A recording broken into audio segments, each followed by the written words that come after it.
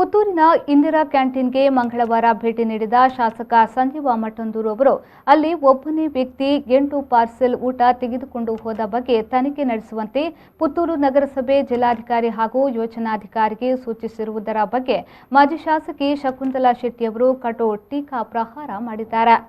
ಪುತ್ತೂರಿನ ಕಾಂಗ್ರೆಸ್ ಕಚೇರಿಯಲ್ಲಿ ಮಾಧ್ಯಮದೊಂದಿಗೆ ಮಾತನಾಡಿದ ಅವರು, ಬಡ ಜನರಿಗೆ ಊಟ, ಮನೆ, ವಸತಿ ಒದಗಿಸಬೇಕಾದ ಶಾಸಕರು ಇಂದಿರಾ ಕ್ಯಾಂಟೀನ್ನಿಂದ ಕೇವಲ 8 ಊಟ ತಗೊಂಡು ಹೋದವರ ವಿಚಾರವನ್ನ ಪತ್ತೆ ಮಾಡಲು ಹೊರಟಿರುವುದು ನಾಚಿಕೆಗೇಡು.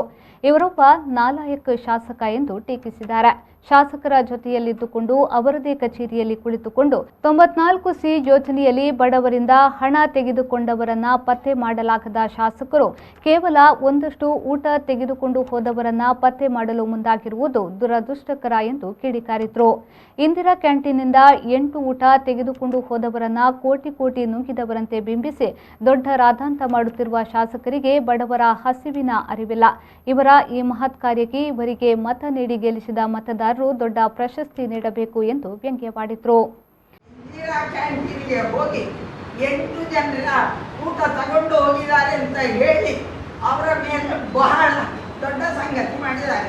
ನಾನು ಇವರೇನೋ ರೈಡ್ ಮಾಡಿದ್ದಾರೆ ಅಂತ ಹೇಳುವಾಗ ಏನೋ ಕೋಟಿ ನುಂಗಿದವರನ್ನು ಹಿಡಿದಿದ್ದಾರ ಅಂತ ನೆನೆಸಿದರೆ 8 ಊಟ ತಗೊಂಡು ಹೋದವರನ್ನು ಪುತ್ತೂರಿನ ಶಾಸಕರು ಪತ್ತೆ ಹಚ್ಚಿದ್ದಾರೆ ಅಂತ ಹೇಳಿದ್ರೆ ಬಹುಶಃ ಪುತ್ತೂರಿನ ಅವರಿಗೆ ಓಟು ಹಾಕಿದ ಮಹಾಜನತೆ ಅವರಿಗೆ ದೊಡ್ಡದೊಂದು ಪ್ರಶಸ್ತಿ ಕೊಡಬೇಕು.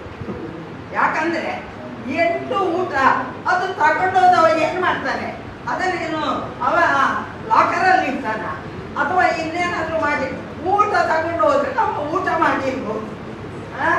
8 ಊಟಕ್ಕೆ ಗಾಬರಿ ಮಾಡು ದೊಡ್ಡ ಸಂಗತಿ ಮಾಡುವಂತ ಶಾಸಕರು ನಾಚಿಕೆ ಆಗ್ಬೇಕು. ಅವರಿಗೆ ಅವರು ಒಂದು ಹಳ್ಳಿಯಲ್ಲಿ ಕೃಷಿಕನ ಮನೆಯಲ್ಲಿ ಹುಟ್ಟಿದವರು. ಕೃಷಿಕ ಒಬ್ಬನ ಮನೆಯಲ್ಲಿ ಊಟದ ಹೊತ್ತಿಗೆ ಯಾರೇ ಬರೀ 10 ಜನ ಬಂದರೂ ಅವರಿಗೆ ಅನ್ನ ಹಾಕುವಂತಹ ಪದ್ಧತಿ ನಮ್ಮ ಭಾರತೀಯ ಸಂಸ್ಕೃತಿಯಲ್ಲಿ, ಅದು ನಮ್ಮ ದಕ್ಷಿಣ ಕನ್ನಡದಲ್ಲಿ ಇರುವಂಥದ್ದು.